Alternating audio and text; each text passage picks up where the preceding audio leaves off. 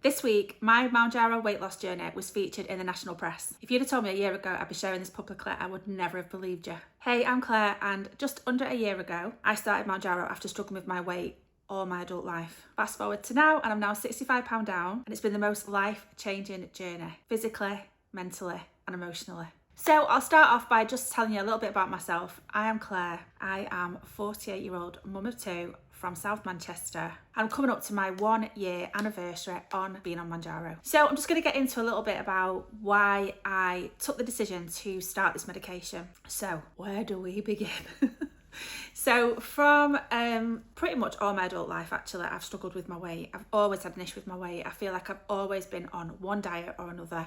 I've tried them all multiple times over and over again. So I've done them all. I've done Weight Watchers, I've done Slimming World, I've done shakes, I've done Rose McConnelly, I've done the Special K diet, I've tried them all and I've had minimal success. I did have a bit of success with Weight Watchers. So what I would find is I would have success for a couple of weeks and then just lose consistency. I was never able to stay consistent, and I would find that I would have sort of a bad day and spiral. So one bad day would lead to a bad week and then to a bad month, and then before we knew it, the weight had gone back on, plus probably more. In fact, definitely plus more. And that was the cycle that I've been in, going over and over and over the same thing for as long as I can actually remember. So yeah, it was just this vicious cycle that would continue year after year, and just feeling like a failure.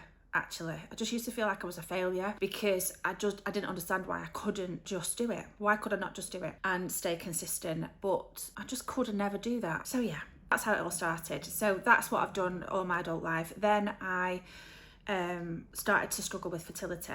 So fertility was a huge issue for me, and I would fall pregnant very quickly, but I would just miscarry at all different stages of pregnancy. So I would have very early miscarriages. I've had some much later on in the pregnancy, and that really took its toll on both my mental and physical health and my weight, because food was my sort of crutch. It was my comfort blanket. It was my comfort. It was how I used to make myself feel better, and that's when the weight really started to pile on. Yeah, stayed within this cycle of trying different diets and failing all the time. Then eventually I fell pregnant and had a healthy pregnancy, and we got our daughter Hope. She's 13. And then another couple of miscarriages, and then we had our son Sonny, and he's 11. So everything I'd ever wanted after years and years and years of heartache and heartbreak and just feeling like we were never going to become parents, it was everything I ever wanted. But shortly after I had Sonny, I started to feel really unwell, in a lot of pain, loads of pain everywhere, all over my body. I couldn't sleep because of it. I couldn't go out because of it. I was struggling to be very mobile at all. And after years of back and forward between doctors and hospital visits, I was finally diagnosed, I think about 9 years ago now, 9 years ago maybe, with fibromyalgia. And that was a right kick in the teeth. If you don't know anything about fibromyalgia, it's like widespread pain everywhere, and there's no medication that they can give you that can help you. There's different medications that they may help, but none of them help me. And it started to affect not just me physically, but also mentally. And I started to then suffer with horrific panic attacks. And my life just changed completely. Gradually, over sort of a few months, I started to be going out of the house less and less. I couldn't do the housework like I was doing. I was barely getting out of bed some days because I was in so much pain. And because of the pain, I wasn't sleeping. And then it was like a vicious circle. I was tired. I had fatigue from the fibromyalgia, which also it does give you fatigue as well. So it was like this vicious circle of pain, tired, pain, tired, pain, tired. And my life and everything I dreamed of for so long was slipping through my fingers. I was missing out on doing all the things I'd wanted to do with my children and enjoying their childhood and, embracing everything, all the milestones, going out, taking them places. I wasn't doing that. My husband was doing it, taking the kids out, but I was finding myself stepping back from those things and staying at home all the time because I was in so much pain. And then if I was having a good day where there wasn't so much pain, I was ashamed to go out because I felt as though people were looking at me because I was of my size, which I know we shouldn't care. We shouldn't care if people are looking at us or what people think of us. I know that, but I couldn't help the way I was feeling. I just felt so sad. depressed. I was very sad. There was definitely days when I just thought, I don't know if I'm going to be able to survive this. I don't know if I'm going to be able to live like this for the rest of my life, because there's no cure for fibromyalgia. Then I was diagnosed with osteoarthritis. On top of that, all these pains in my hands and my fingers, and that was that. So it was all just, for years, I felt as though I just couldn't catch a break around my health. I was really, really struggling with everything. Then I started off with IBS as well. So that was another factor as to why I was scared to leave the house, because if I left the house, I was scared my IBS was going to flare up. So I felt as though I felt trapped. I felt trapped in my own body. I felt trapped in my own home. And unpaid actor there, that fly. I just felt trapped and extremely sad, extremely depressed. Panic attacks were controlling my life. Depression was controlling my life. And I just felt so stuck. I felt as though my family would be better off without me, if I'm honest. That's a pretty hard thing to say, and I'm just being really honest. I'm just being very honest, and that's because I am very honest. That's all you're going to get off me. If you follow this channel, you subscribe to this channel, then you are going to get everything very raw, very natural, very truthful. I'm not going to sugarcoat anything, because I honestly believe that just sharing it, everything around it, what led to me taking this medication, I just think it might help somebody else who may be feeling the same way I was feeling. Yeah. So then come 2024, I had the worst, that year. 2024 was the worst year of my life. It was the worst year of my life, and I just felt as though I was losing everything. I felt as though I was losing. We'd just sold our house. We were waiting for our new house to be built. So in that time, we moved in with my parents. And while we were there, we just went through something really awful, actually. And something inside me just thought, you know what? No, this isn't being my life. This isn't being my life. I'm going to take back control. Because I'd given control of my life to my husband, actually. He did everything. And I just thought I was going along for the ride, and I just thought, no, absolutely not. I'm not doing this anymore. I need to get myself back. So started to look into a few things. I did actually join Weight Watchers again, and again, it was another disaster from start to finish. I just couldn't stay focused. I couldn't stay committed. I couldn't stay on track. And yeah, I just thought, right, what else can I do?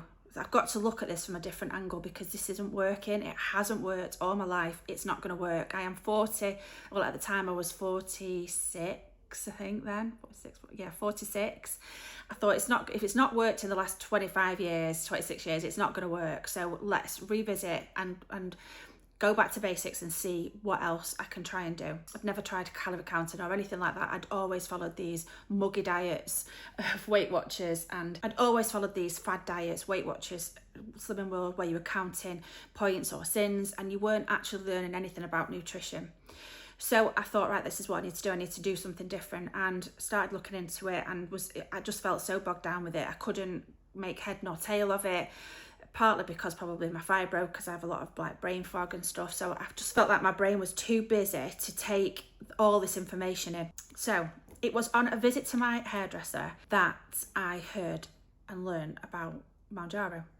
He was on it, and I went in to see him, and I said, oh wow, you're looking amazing, you know. And he said, oh yeah, I'm on Mounjaro. And I was like, what's that? And he started telling me about it, and I thought, this sounds incredible. But last year I went through a lot of counselling, and I was actually diagnosed with PTSD and health anxiety. So when the hairdresser was telling me about the medication, I was thinking, this sounds incredible, but because of the health anxiety, I don't know if I'm going to be able to do that. So I started to research it. So I really started to research it. I think it was like late January, beginning of February last year. And I did a lot of research, kept it all to myself, didn't mention it to anybody, just started reading papers and Googling everything and just trying to find out what this medication was and was it suitable for me. Then I started to have some heart palpitations and was referred to a heart specialist and had a scan on my heart and everything, and I was told that my heart was healthy, but I was having extra beats in my heart. And that was a turning point, actually, that I thought, you know what, yeah, this medication, yes, this medication does come with the chance of having some side effects, but actually the side effects that I'd learned about were all treatable side effects. And what I was terrified of was the things that could happen to me carrying the extra weight. So things like stroke, heart attacks and stuff like that, which may not have been treatable. So that was the turning point that made me think, right, okay, Claire, let's just give it a go. And there was the cost as well. So once I started researching it and I started looking into how much it was costing, I thought, oh, I don't know if this is something that we can afford, because I wasn't working. I haven't worked for years because of my illnesses. So I thought, oh, I just don't think I can do it. So I kind of put it to bed for a little bit, but then started having some issues with my heart, having heart palpitations and things like that.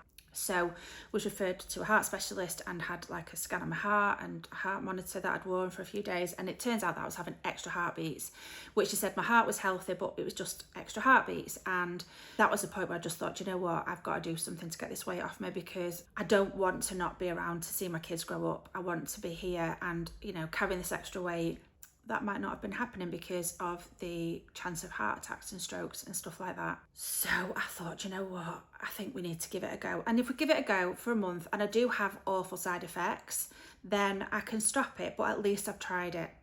So I sat down with my husband and I said, look, I've been looking into this for a couple of months now and I don't know about it. I told him all about it and the cost involved and everything. And you know, and he just said, do it. If you've been researching it, Claire, and it's something that you think is going to help you, then do it. So I did. I ordered it. I took that leap and I ordered it. And the first dose that I got was from Asda, because that's where my friend got his from. So I thought, right, I'll just get it from there. So that's what I did. And here I am, almost 12 months later, 65 pounds down, which is just under 4.5 stone. I haven't set myself a target yet. I don't think I'm going to set myself a target. I think I'll know when I get there, but I think I've probably got about 2.5, 3 stone to go before I get to where I feel comfortable. Who knows? I'm not setting myself any targets. I'm not putting any pressure on myself. I'm just doing it. So I started it, and the difference it has made to my life has been incredible. This Claire sat here 12 months ago was a completely different person, a completely broken person, a completely just different. So I'm going to get into all the things that I've experienced from this medication, and it's not just weight loss. There's so much more that this medication has given me. So if my story so far resonates with you, then please give this video a like, give me a subscribe. I am going to be uploading videos twice a week onto my channel. The next video, I'm going to get into how this medication affected me from the very first day that I took it. I'm going to be talking real talk, real honest, raw talk about this medication, the highs, the lows, and everything in between. If you are thinking of starting on this medication, drop me a comment below, because I'd love to connect with you. If anyone has any questions at all, I'm happy to chat. Drop me a message and, you know, let's build a little community of people. So that is my part 1. Please drop me a subscribe, drop me a like, and come back for part 2, which will be released on Sunday of this week.